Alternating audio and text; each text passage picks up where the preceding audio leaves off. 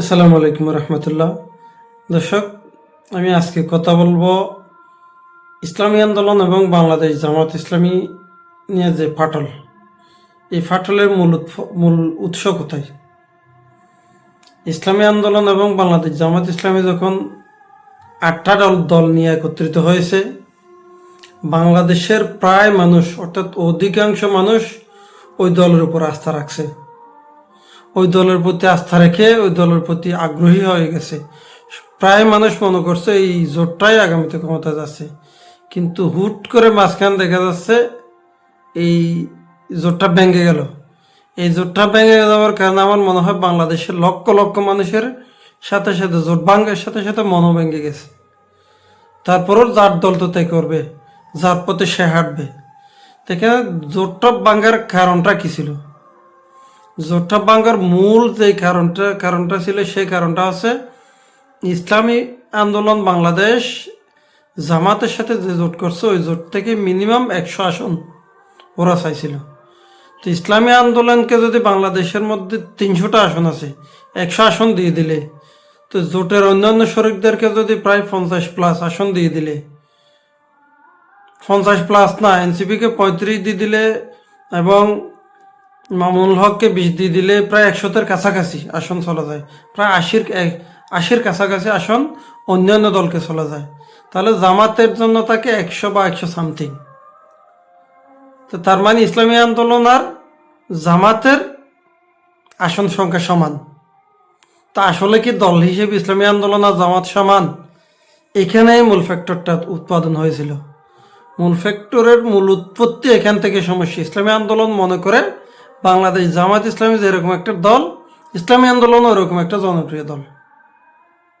এই বুঝার মধ্যে এই ভুলটা কিন্তু ইসলামী আন্দোলনের মহৎ ভুল ছিল। ইসলামী আন্দোলন মনে করে জামাত ইসলামী যে যত বড় দল, জনপ্রিয় দল, যেরকম জনপ্রিয় দল আমরা সেরকম জনপ্রিয় দল। কারণ ইসলামী আন্দোলনের পীর মঞ্চে গিয়ে বক্তব্য জরিপের একটা কথা বলতে গিয়ে বলতেছে, আমাদের জামাত ইসলামী এত পায়, বিএনপি এত পায়, ওই দল এনসিপি এত পায়, আমাদের কোনো ভোটেই নেই। ইসলামী আন্দোলন ফির বলতেছে, মানে ওই জরিফও ইসলামী আন্দোলনকে মনে হয় 3% নাকি 4% দিয়েছিল। তো বাস্তবতার বিচারে যে জরিপগুলো হয়েছিল, ইসলামী আন্দোলনকে কোনো একটাতে 2%, 3%, 1%, সর্বোচ্চ 4% জরিপ ছিল। এখন নির্বাচন তো হয়ে গেছে, ইসলামী আন্দোলন করছে, যার নির্বাচন থেকে করছে। ইসলামী আন্দোলন প্রার্থী দিয়েছে মনে হয় 268 আসনে, কিন্তু বাংলাদেশ জামাত ইসলামী নির্বাচন করছে 215 আসনে। তো 215 আসনে নির্বাচন করে আসার পর জামাত ইসলামের জয়ী আসন সংখ্যা হচ্ছে 68, ইসলামী আন্দোলনের জয়ী আসন হচ্ছে একটা। জামাত ইসলামের ভোটের পার্সেন্টেজ হচ্ছে বাংলাদেশে 38%, আর ইসলামী আন্দোলনের ভোটের পার্সেন্টেজ হচ্ছে 2%। তো ব্যবধান কতটুকু হয়ে গেছে। অথচ ইসলামী আন্দোলন নির্বাচন করছে 268 আসনে, জামাত ইসলাম নির্বাচন করছে 215 আসনে। জামাত ইসলাম কিন্তু আর যদি 268 আসন করলে কিন্তু ভোটের সংখ্যা আরও অনেক, পার্সেন্টেজের সংখ্যা সেটা 40+ হয়ে যেত। যাই হোক, এখন কথা হচ্ছে ইসলামী আন্দোলন এই জায়গায় একটা বিশাল ভুল বুঝে থাকে। মানে নিজের দলকে বিশাল একটা বড় কিছু মনে করে থাকে। এই জায়গা থেকেই বাংলাদেশে আজকে ইসলাম ক্ষমতা আসতে পারে না, ইসলামী জোট ক্ষমতা আসতে পারে না। মূল সমস্যাটা এখানে। যেমন আমি আমার আসন নিয়ে যদি একটা কথা বলি, আমি যে আসনে বসবাস করি, আমার দোকানে আমি যেই জায়গায় বসে থাকছি ওইখানে ইসলামী আন্দোলনের একদিন মোটামুটি সিনিয়র থানা পর্যায়ে বা জেলা পর্যায়ে একজন নেতা আসছিল। তো ওনাকে বলতে গিয়ে বলতেছে, মানে আমাদের আসনে চট্টগ্রাম 16 আসনে ইসলামী আন্দোলনের ভোট কত আছে।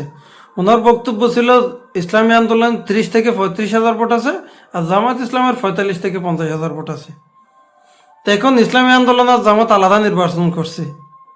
আলাদা নির্বাচনের পর দেখা যাচ্ছে ইসলামী আন্দোলন পাইছে 3,000 ভোট, আর জামাত ইসলাম পাইছে 89,000 ভোট, প্রায় 90,000। তো কোথায় 3,000, কোথায় 90,000, ব্যবধান কত গুণ। এখন ওদের ধারণাটা এরকম, মেন্টালিটিটা এরকম যে মানে 5টা ভোট থাকলে ওরা ওগুলোকে 50টার মতো করে দেখে। কারণ আর এখানে আরও একটা বিশাল কিন্তু আছে, যারা কওমি শিক্ষিত, আপনারা রাগ করবেন না আশা করি, দয়া করে। আ- যারা কওমি শিক্ষিত মানুষ, ওরা থাকে একটা মাদ্রাসা বাউন্ডারির মধ্যে, একাডেমিক বাউন্ডারির মধ্যে। ওরা এই একাডেমিক জ্ঞান ছাড়া বাইরের জ্ঞান এবং বাইরের মানুষের সাথে খুব সম্পর্ক কম থাকে, যার কারণে বাইরের জ্ঞান, ওরা সম্পর্ক কম থাকার কারণে বাইরের মানুষের মতামত বা ব্যক্তি, মনের আবেগ, কথাবার্তা, সমাজগুলো সম্পর্কে ওরা একটু কম জ্ঞান রাখে। কারণ ওদের জীবনটাই মাদ্রাসার বাউন্ডারির মধ্যে অধিকাংশ সময় কেটে যায়, যার কারণে বর্তমান সচরাচর সাময়িক জ্ঞান ওরা কম রাখে।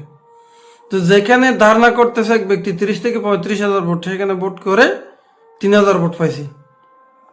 আর জামাত ইসলামীকে বলছে 45 থেকে 50,000, অর্থাৎ এটা শতভাগ জামাত ইসলামের একটা বিজয়ী আসন।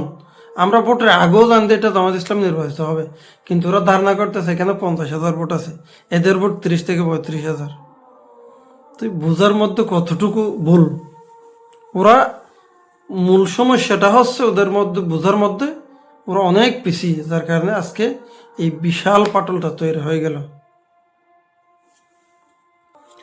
তৈরি হওয়ার পরও এখানে আরো একটা কথা বলি, ইসলামী আন্দোলনে নিজের মুখে বলছে বাংলাদেশে আমাদের 143টা আসনে এ গ্রেডের, অর্থাৎ 143টা আসন এ গ্রেডের। আমি যতটুকু ধারণা, আমার ধারণা মতে ইসলামী আন্দোলনে যে এ গ্রেডের আসনগুলো বলছে, ওই ওই এ গ্রেডের আসনগুলোতে মানে তারা এভাবে এ গ্রেড করছে যেগুলোতে তাদের প্রার্থী দেওয়ার যোগ্যতা আছে, অর্থাৎ একজন প্রার্থী দিতে পারবে, ওগুলোতে এ গ্রেড ধরছে।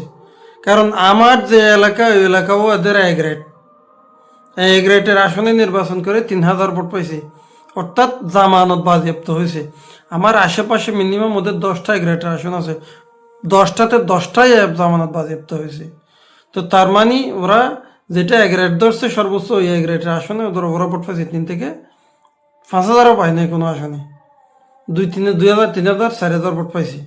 ওইগুলাই ওদের এ গ্রেড, অর্থাৎ যে আসনগুলো তোদের প্রার্থী দেওয়ার যোগ্যতা আছে, জামানতের সুযোগ নাই জামানত রক্ষা করার, ওইগুলোতে ওরা এগ্রেড ধরছে।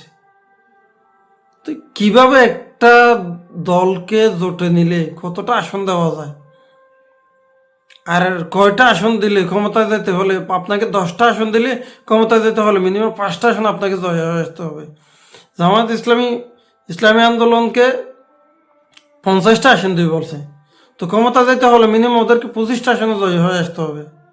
জীবনও যে এটা ইসলামী আন্দোলনের পক্ষে বাংলাদেশে কোনদিন সম্ভব হবে না। আদৌ হয়তো এখন একলা নির্বাচন করে একটাতে জয় হয়েছে, হয়তো জোটে গেলে আমার মনে হয় ওইটা 5, 6, 7টা বা 8টা, 10টা যেতেও আমার মনে হচ্ছে না। তারপরে ওইখানে 50টা আসন লাস্ট পর্যায়ে দেওয়া হয়েছে। তো সুতরাং ভাই বলবো, ইসলামী আন্দোলন যারা করেন ভাই, আপনাদের প্রতি মানুষের কত পার্সেন্ট আস্থা, এটা আপনাদেরকে আগে বুঝতে হবে। সুতরাং আপনারা যে মাদ্রাসার বাউন্ডারির ভিতরে জীবনযাপন করেন, ওই জীবনযাপন থেকে রাষ্ট্রীয় ক্ষমতার চিন্তা ভাবনা করলে স্বাভাবিক মানুষের সাথে মিশতে হবে এবং স্বাভাবিক পরিস্থিতি কি ওটা বুঝতে হবে। আর যারা জামাত ইসলামী করেন, এদেরকে বলবো এদের সাথে রাগ করলে হবে না, এদেরকে বুঝাইতে হবে। কারণ এরা বাউন্ডারির মধ্যে যে জীবনযাপন করে, ওই যে জীবনযাপন এরা বুঝতে আসে না, এদেরকে বুঝাইতে হবে। কারণ কেউ না বুঝলে মাথার ব্রেন এটা এটা সত্য চেষ্টা করলেও হবে না, আগে ওদের ব্রেনে সঠিক জ্ঞানটা বুঝিয়ে দিতে হবে। যারা জামাত ইসলামী করেন তাদেরকে বলবো এদের বিরুদ্ধে না বলে, বিরুদ্ধে লেখালেখি না করে, এরাও ইসলামী শক্তি, এরা ক্ষমতায় গেলে ইসলামের লাভ হবে, এটা 100%। তো সুতরাং এদের বিরুদ্ধে না বলে এদেরকে বুঝাইতে হবে। তো বুঝালে তারপরে গিয়ে এক পর্যায়ে গিয়ে হয়তো বা কথা আসতে পারে। কারণ এরা 3 তলায় উপরে উঠে বসে থাকে, ওইখান থেকে আস্তে আস্তে কথাবার্তা বলে নামাইতে হবে, আপনি গায়ের জোরে নামাতে পারবেন না। ধন্যবাদ সবাইকে।